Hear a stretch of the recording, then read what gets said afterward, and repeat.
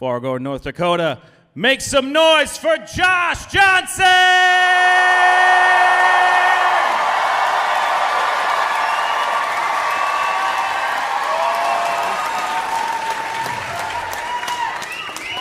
I've had doctors that really just felt like they were piecing it together as we went.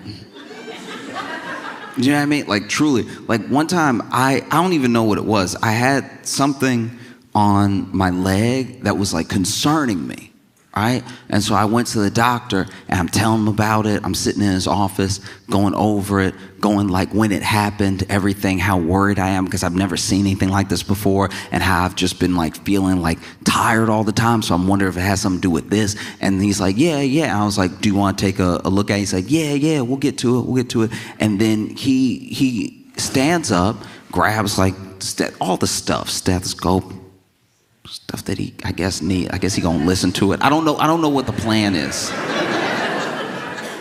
But then he's like, go ahead and stand up, and you can drop your you can drop your pants. And like, I'm like, why are you seem nervous? Like, it was just, do you know what I mean? Like, it's not like we're buds. Like, I have to do this now.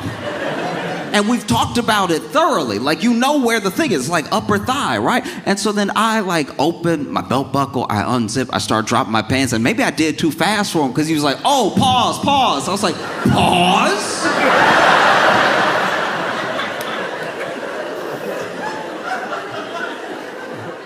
Not a doctor. Say pause. Oh. Because it's tough and it's scary because we only know a medieval amount about how to keep ourselves alive. We think we're smarter because we have more access to information, but even with that access, some people don't want the information. There are people that are straight up, like I used to think from the bottom of my heart, oh, if people just knew, if you knew better, you'd do better. I used to like live by that mantra. And now I'm realizing, no, some people don't want to know. Some people would like to do exactly what they do now. Because to me, I go to a doctor because I'm like, you're a professional. The hope is that you know what's going to be going on. So I don't need to learn about what's going on while it's happening to me, because that's how you die slowly. You know what I mean? I don't want to be sitting on my deathbed like, I figured it out. And so you go to a doctor, because doctors supposed to know. But now there are people who will admit that they don't know, but they'll also be like, nah, he doesn't know either. And it's like, look, I'm not saying doctors know everything, but we, as the general public, we have like a certain amount of knowledge that helps keep us alive. And the rest is other people that we've never met being like, don't eat the lettuce this week.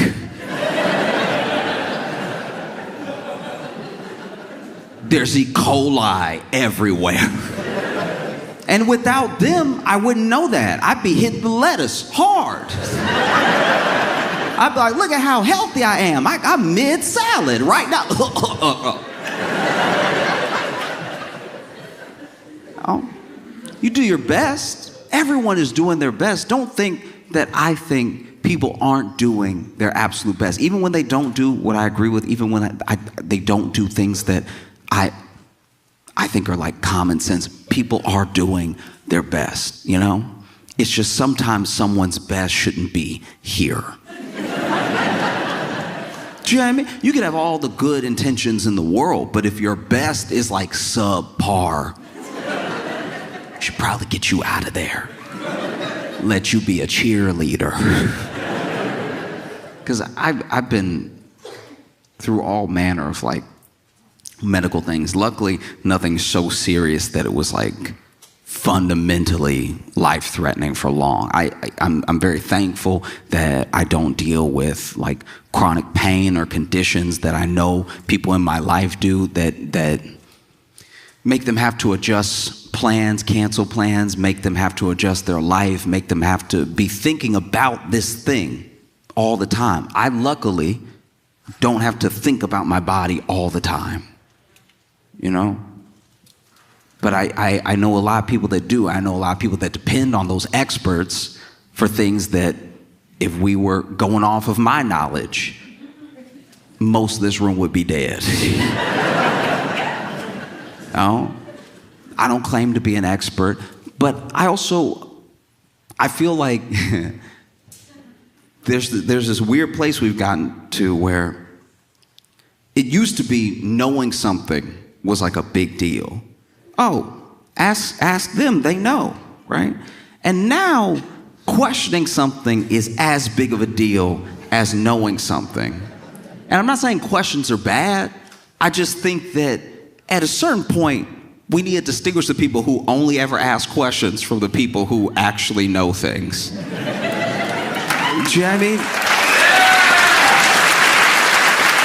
You should ask questions. I don't want anyone to blindly follow anyone. I'm just saying that when people say do your own research, some of them haven't researched. Research is boring. If you weren't bored during your research, if you just strung a marathon of documentaries on YouTube together, I bet you that wasn't research though.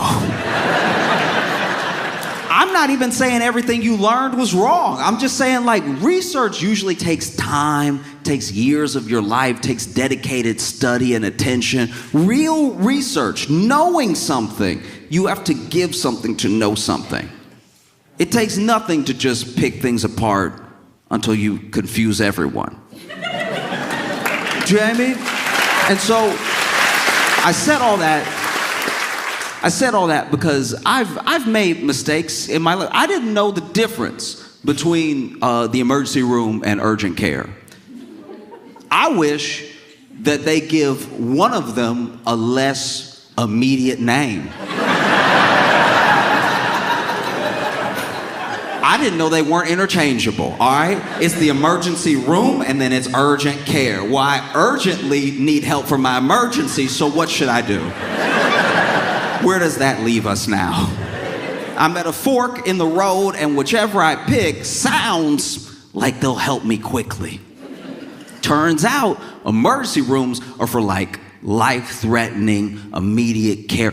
Urgent care is for when you got like a headache.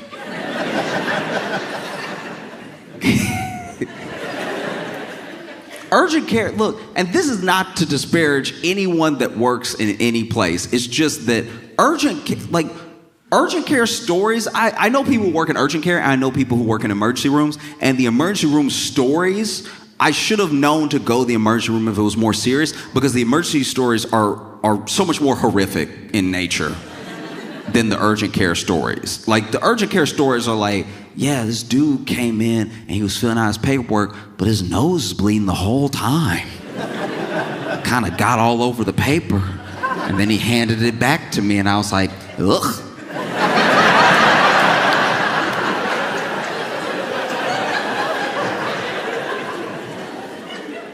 Emergency room stories are like, there was a dude today that, and also anyone who's ever worked in an emergency room and then told me an emergency room story has a 1,000-yard stare. They're not talking to me. They might be talking to God. They might be asking God, why would you let me see something like that?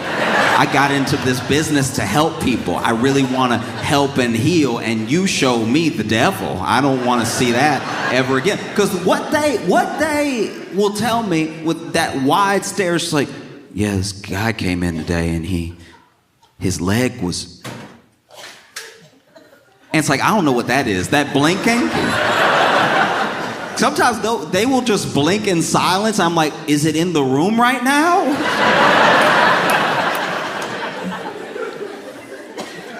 This guy came in today and his leg was in his chest.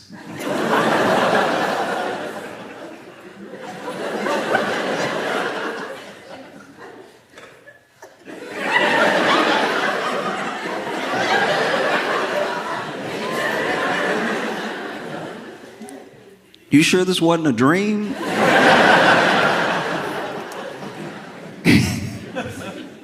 No. Like I went to urgent care one time and genuinely was sicker than when I walked in. When I left, I walked to the urgent care and I had an appointment, and which is odd because I thought you were supposed to just run up in there, but get to urgent care. I had my appointment, and the person at the front, look, God bless them, truly. I know they were just doing their best, but they could not stop sneezing and coughing openly. And so I was like, oh, like I'm backing away from this. I'm like, yeah, so do you want me to just go right over there? Do you want me to just walk around you and go back there? He's like, oh, the doctor's not ready yet. I was like,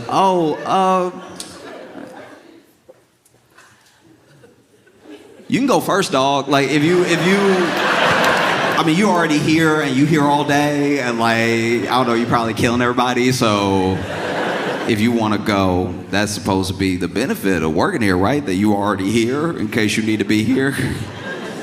And he was like, oh, don't worry, it's not COVID. And I was like, that wasn't my concern at all. I wasn't wondering if it was COVID. I was wondering why it was happening right now to you. Like, I want you to be well. That would be better for everybody in here, because we all came sick, and if we all mix our sick together right now, I'm pretty sure we'll get a new thing, and I don't want that to happen. No, and then my man sent me back so the doctor could cough in my mouth. Everybody had it, whatever it was, everybody had it. But now, when you go to the emergency room, let's say that's closer than urgent care, and you're like, you know what, I'll just go right now. And then you get in there, and even if you have a terrible migraine, when you look around an emergency room, it does make you self-conscious about your sickness. The same way where you like go to the gym for the first time in 8 years and you looking around at all the people who are like already swole. When you get to an emergency room and you're not that sick and then you just see people holding bullet wounds closed, you're like, you can go before me if you want. Like,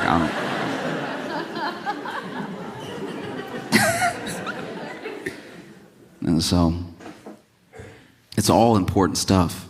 It's hard for us to stay healthy because it's already hard for us to live. You have to do everything that it takes to like have a life, keep people alive if you've made people, and be healthy. And I don't know, maybe it's just the way that we work as a country, but we're so back and forth and 100% all the time. All gas, no brakes, all the time, always behind, fighting, trying to get back in black, fighting that red line, fighting that poverty line, to the point where there are people who genuinely believe they don't have time. Oh, you could do this. This is the healthier thing to do. Oh, make some time for this. I don't have time, right? By the time I get home, I'm exhausted. I just want to sleep. Can I at least have sleep? And so it's tough, you know, even when it comes to eating, even when it comes to like what we know to eat to be healthy. It changes. And sometimes it changes because we find out something. And then sometimes it changes because a company is like, actually, there's a lot of money in kale. You remember kale? You remember that thing that we used to put at the bottom of every salad bar? You know, it used to be the floor of the salad bar. You would go to a Pizza Hut and there would be kale wrapped around the pizza. Not on the pizza, under the pizza. You just use kale as like foliage. And then one day somebody was like, hey, we growing all this kale. You ever taste some? You ever bite down to that kale? It's probably good for you. And then takes off, becomes a whole craze. I'm always blown away with food crazes of food that we've been eating. We've all been alive for a while now, but every year there will be some superfood that's a food we were already aware of. Remember when avocados had their day? Remember when avocado was like, have you no, your skin. And there's vitamins that it's so good for you, your skin. Do you want more skin? Your skin. It's so good for you. See all extra skin under your skin. You'll be so healthy. You remember coconut oil. There was a year where coconut oil could do no wrong. They were like, no, put it on your skin. Lather yourself up at night. You'll just be so moisturized. Put it on your skin. Put it in your hair. It'll get all the dirty stuff out of your hair. It'll clear out your pores in the hair and everything. Get the hair follicle all nice and juicy and stuff. Eat it. Cook with it. It's so good. It'll be good it'll fix your skin from the inside. It'll be delicious and it'll fill it. Ooh, it'll be like all of your organs have new skin. And then somebody else came out with a study that was like, oh, actually don't do any of that. Like it's actually gonna fully clog your pores. It's gonna clog the pores of your hair. And if you eat it, it's gonna be like a little too loose in your heart while your heart's trying to pump blood. I don't know what they said, but it just, they turned on it in a day. And you would think that all this stuff is happening because we're finding out all these things. But what's really happening is all of these narratives are competing at the same time. There are people who have a vested interest in you eating as much meat as possible. And then there are people who have a vested interest in you eating no meat at all. And I don't even mean on a political front. I'm not even talking about environmentalists versus like vegans versus people who have money in Big Cow. I'm talking about genuinely there are people who believe, for whatever reasons they've come to, that they've concluded that they believe this thing is good for you, this thing is bad for you, and then they put it out into the world. And because we have the internet, you could look up anything, and anything is as good for you as it is bad for you. And that is scary when you know at a medieval amount to keep yourself alive. I'm not claiming to be smarter than anybody, and I try to listen to experts, and I try to do my quote-unquote own research. It's a lot of reading. It's pretty boring. That's why I feel like I'm doing the right thing.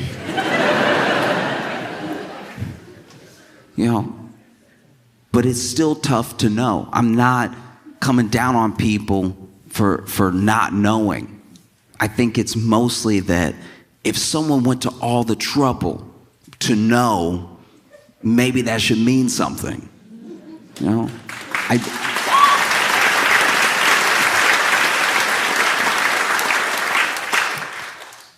I say this because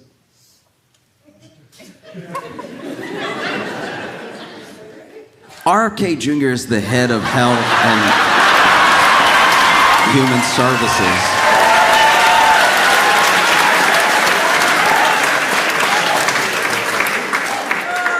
And if you're not familiar with RFK Jr., he has a very specific sound,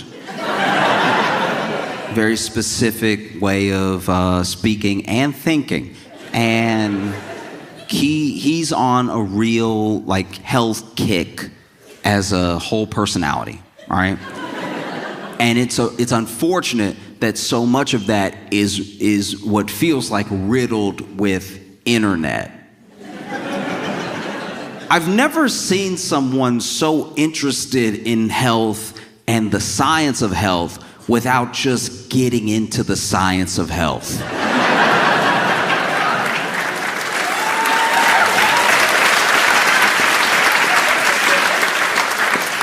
Do you know what I mean? It would be like me knowing every stat that there is to know about basketball. But then when someone rolled me a ball or even tossed me a ball, maybe I'm playing my first pickup game of basketball. With all of this knowledge I supposedly have of the game, I know plays, I know players, I know stats, I know strategies, and then someone actually passes me the ball and I go,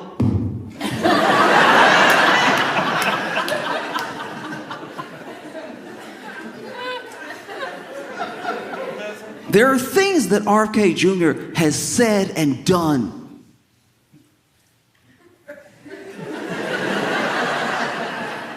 they don't just worry me. You know what I mean? They don't just like worry me. They actively go against, like, it's one thing if you have one theory. I let everybody be subversive about like one thing to me because I'm like, all right, you might be right about this thing. Who knows? Let's investigate, right? When you have 90,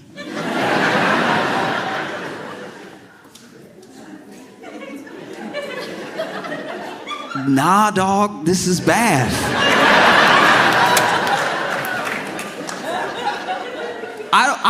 I don't even like repeating some of the things that he said because it makes it, if I repeat it, I sound like I think it because it takes me so long to explain what he thought that I sound like I think it too, and I would rather not.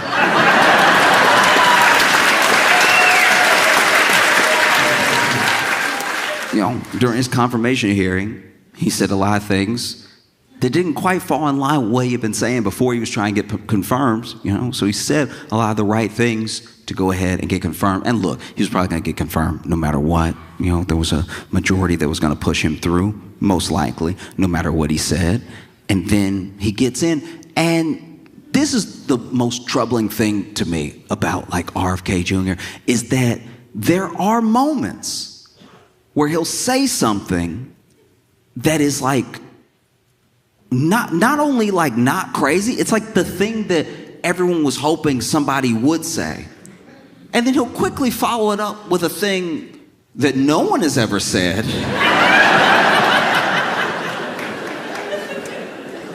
And you're like, oh, you had us for like a half second.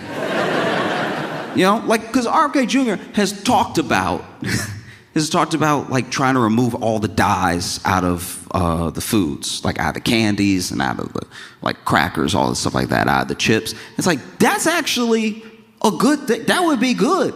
Everyone else already removed it. Like, these companies may be international, but when you go to Europe, it's a different chip.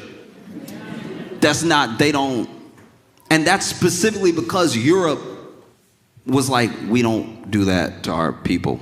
So you should, if you want to be here, you can change it, but you have to change it. It can't just be whatever you want it to be, right? And so when RFK Jr. says, like, I'm trying to get all these additives out of the food, all these dyes, all these things, it's like, wow, that's great. I like that. And then he's like, and we need a registry for autism. And you're like,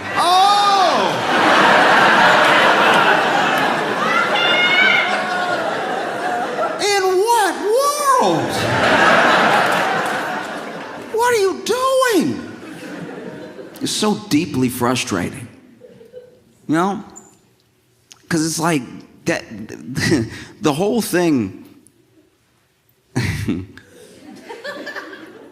the whole thing that is that is frustrating about it is that it is someone who, even in the face of experts, would rather not challenge those experts and prove them wrong to their face, just more talk to people who honestly and earnestly are trying to find out and don't know and lead them.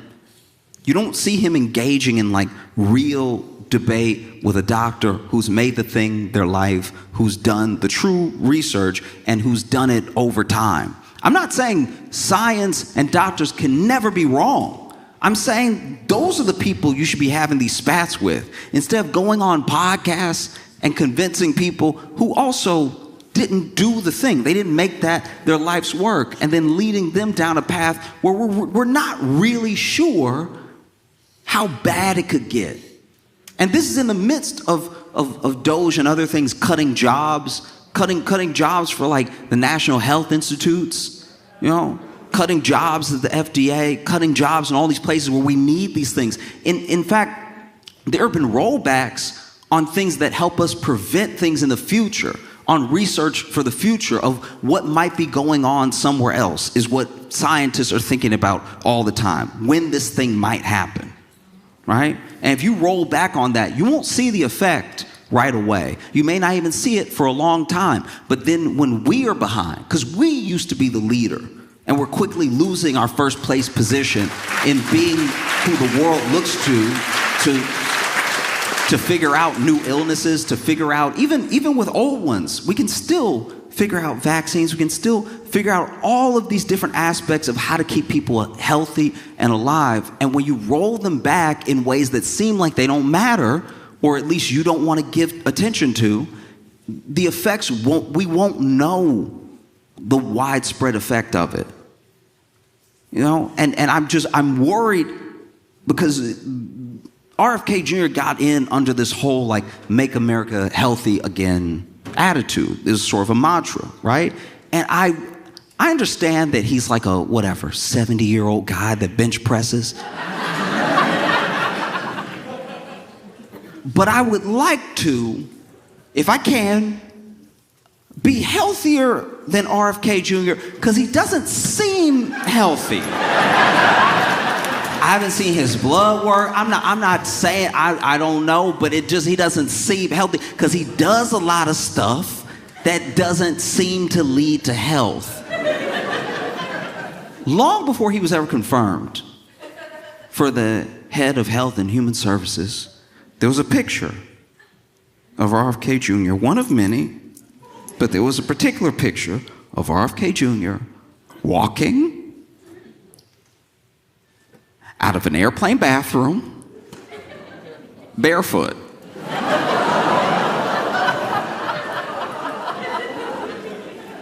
And when I saw it, I rebuked the picture. I was like, that will not be in my life. No, thank you.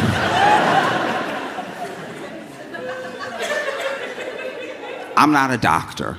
I'm not even a scientist. But please wear some form of footwear into the airplane bathroom. You had shoes when you got on the plane. What happened? What happened between the seat and the bathroom that you were like, I gotta get these off? I'm too restrained. This man went swimming in a DC creek that's been known for I'm pretty sure decades, that place is nasty. It's so okay. It's so nasty that the place is nasty. It's so nasty that they have a sign saying, "We nasty. Don't swim here, it's nasty." And sure, it's like this flowing creek and everything, but it's been known for a long time that sewage leaks into that creek. And he hopped in with the same feet that he walked out of that airplane bathroom with. Hopped in feet first, probably didn't even dip his toe in, was like, yeah! Swimming in the creek with his grandchildren, I'm pretty sure. And his dog. You're the head of Health and Human Services. Do us the service of being a healthy human. This is so crazy that we're watching you. It would be like watching the Secretary of Defense play Russian roulette. It's like, so you're not gonna be here long then. Why would you do that? Don't do that. We want you to be alive. It's so frustrating. Man has a congressional hearing. Where they're asking him about his belief. They're asking him about things that he said since he's been confirmed and stuff. And this man basically says, don't take medical advice from me.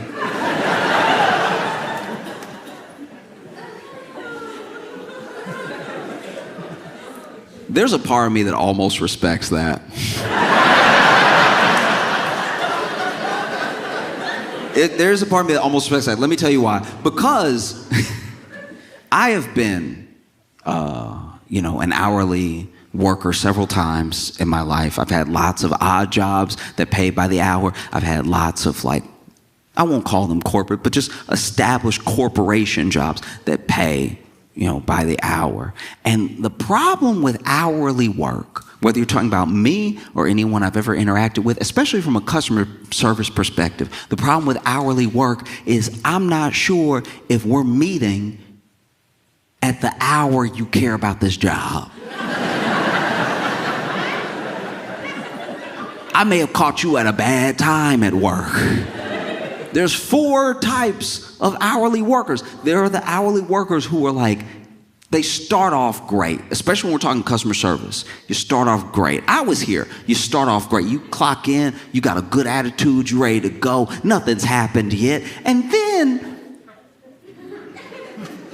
a few hours into dealing with the public, you have been beat down to a place of which you're not sure you can recover. And you're thinking about how this is Monday. So,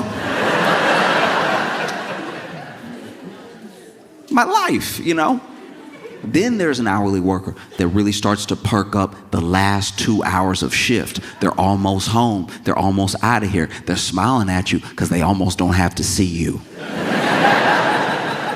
We're almost through with each other. I'm so close. Let's bring it home strong. Then there's the hourly worker that genuinely loves their job. Then there's the hourly worker who hates their job so much that from clock in to clock out, they are here to make sure that you hate their job too.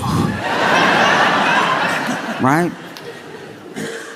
And at different points in my life, I've been a couple of these different workers, Sometimes I had a job where I could clock in and then I was good attitude, good everything. And then people just, whether they're impatient or they're rude or they're nasty, they just beat you down and you try to not let the last interaction affect the next interaction. But after a while, you just get to the point where you just got that face, that almost like a 1,000-yard stare. And you're trying to do your job, but you just want to be like, and his leg was in his chest.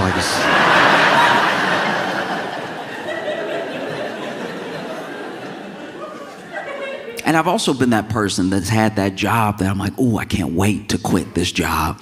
I can't wait to get out of here. And you know what? The close thing to quitting this job is clocking out of this job. I love clocking out so much. Sometimes I do it twice. I love clocking out. It's my favorite thing. Sometimes I actually worked a couple different jobs where back in the day you actually had the timesheet that did the and then, shot the paper back up. And that was extra fun. I would watch it. I'd watch it in slow motion in my mind. I'd be like, yep, zip, zip, and zip, zip. And look at you marked and ready to go. I'm out of here. I'm leaving forever, just tonight, but forever.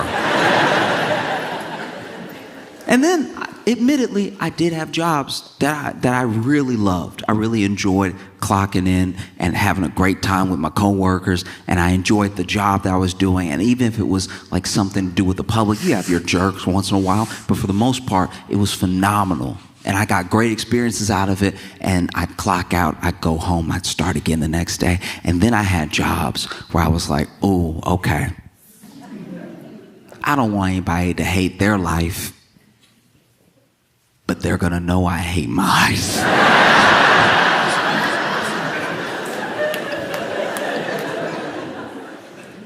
And there's something in the spirit of an hourly worker that's in the middle of doing their job that's like, oh, don't do what I do. That is what I heard at that hearing. Don't follow my advice. I don't know.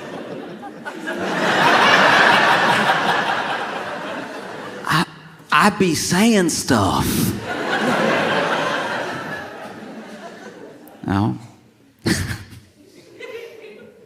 No, it's tough because it's hard to know that everyone has different levels of access and different levels of knowledge on how to keep ourselves healthy. And when you have things getting rolled back, like EPA regulations, FDA regulations, when you have people looking out less and less for the quality of drinking water, when you have people looking out less and less for what the next potential virus might be, you get yourself into some real trouble.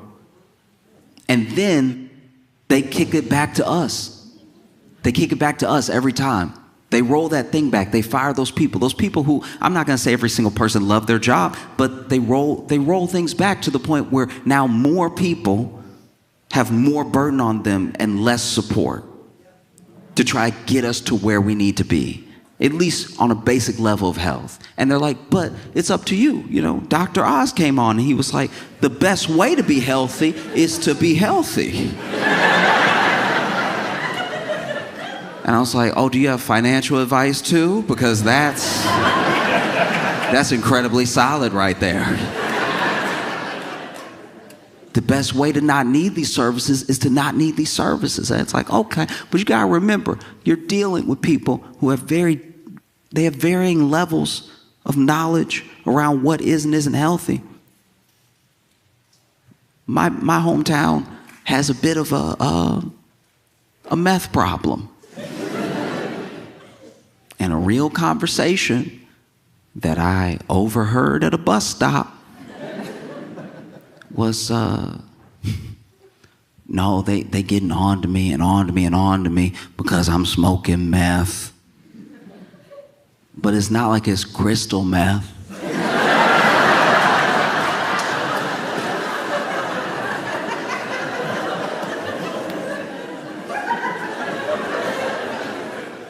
And not only me as a bystander, but the person they were talking to seemed to also be on meth. Said, what do you mean it's not crystal meth? And he goes, it's regular meth.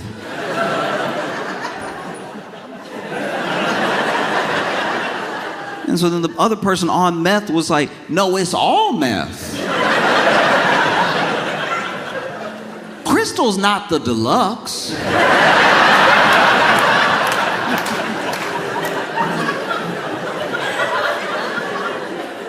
It's not like Crystal Pepsi, you know what I mean? It's all generally meth. There's not a diet meth. Meth is the diet meth. I haven't eaten in some time.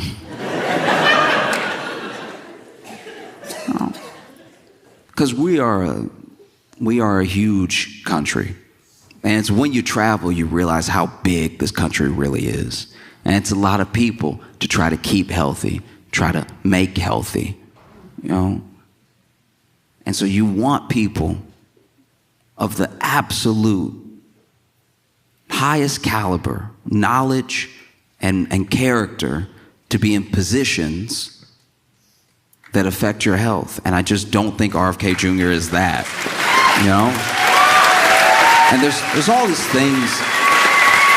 There's plenty of things that you can watch and plenty of breakdowns people have done on his ideas and his theories about health and everything, and the things that he says that fall into the lane of conspiracy and the things that he says that fall into the lane of like homeopathic cures and stuff.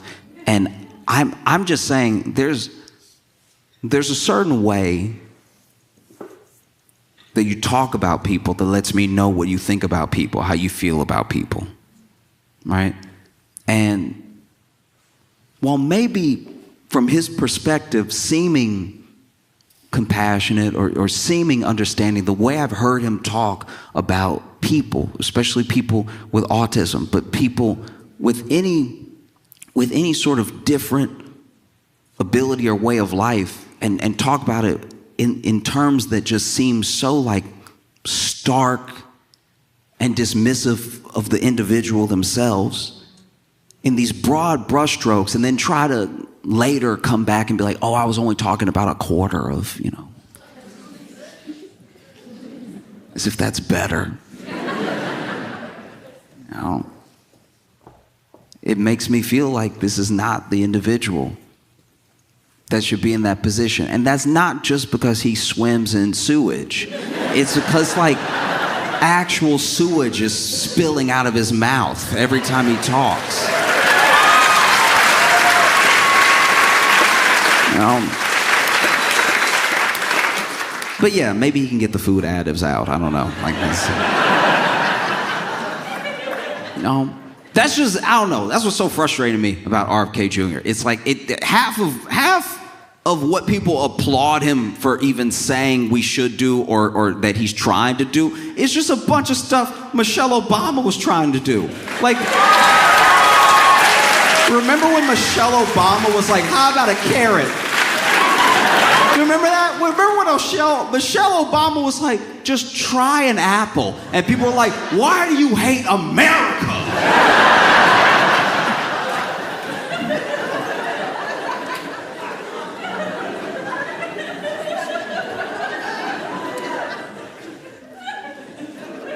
No, it's super frustrating. You know, I get frustrated all the time. I can't imagine if you are, a parent of a child with autism and you're listening to RFK Jr. talk, or if you're someone who's an actual health specialist and you're listening to RFK Jr. talk, or if you are the person who, in my opinion, deserves to be the angriest, Michelle Obama, listening to RFK Jr. talk. You know, she probably is pointing at the TV doing the DiCaprio meme. Like, that's what I just want you to try an apple.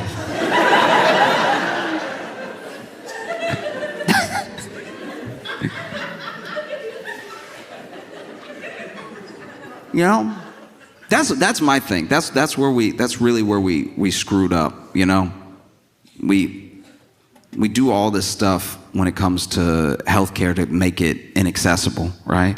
So there's all these things that you have these premiums, you have these deductibles, you have all these different things that we understand are to keep us away from the healthcare. But then when it comes to the vaccines, when it comes to, you know, the treatments, I think we're too eager to give it to people. We should actually hold it back and make it seem like, I don't know. I don't know, it's all the way over here. Do you really want to come over here and get it? Like, I don't know. You know, because I had a conversation with a friend that enlightened me a little bit in kind of that route of thinking. He was a new parent, and he was like, look, I'm not a doctor. I recognize that I don't know the science or anything, but I'm seeing all this stuff on social and on TV about like giving my kids vaccines, but I'm also talking to my doctor who's telling me to give my kids vaccines, and he's like, I don't know what to do, and I'm really scared about what I should do, right? And I was like, okay, like I hear what you're saying. And then he said, I just feel horrible if I gave my kid something and it made them sick or sicker. And I was like, okay, I understand what you're saying. And then I asked him, I was like, let's just go back in time for a second and just pretend that the vaccine that the doctor's trying to give you just doesn't even exist. And your kid was sick. Would you want it then? Do you know what I mean? And I'm not saying that as some sort of got you. I'm saying that when we're sick, we go to the hospital. When you're sick or someone you love is sick, you want a doctor immediately. All this like just asking questions, going back and forth, trying to dunk on doctors, trying to dunk on experts. It's always done from a place of like actually being okay right now. When you're actually in a hospital bed, you're like, do whatever. I'm coughing up blood.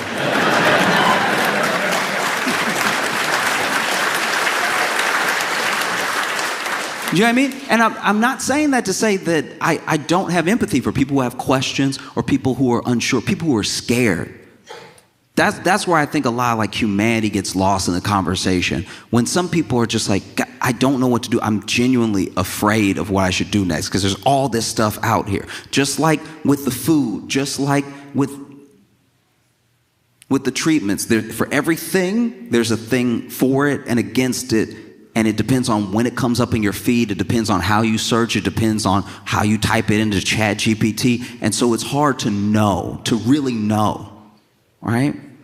And so I try to not just have patience, but have empathy for people who are genuinely unsure. But you saw it. You saw it in COVID. People were yelling to the rooftops, I'm not wearing a mask, I'm not doing this. Look, live your life. But then at the third cough, they did go to the people who told them to do all that stuff. And I'm just saying, like, I don't know, if you trust them now, you trust them when it's bad, why not trust them a little early? You know what I mean? And I just want to make it clear, like, my big gripe with RFK Jr. is that he doesn't have these debates and he doesn't have these knockdown, drag-out fights and arguments about the science and about where he's coming from and how he has his logic and how he came to these conclusions with experts who are well-versed in the science and in the medicine. It's always done in like a podcasty type of way. And now that people's real lives are at stake, I just think that's unacceptable. Like, I don't know how we're so willing to give this much. Like, I know we're not, but just, I don't know, when you look back and you compare it as a country, Michelle Obama was like, just eat the apple. Like, it'll help. When I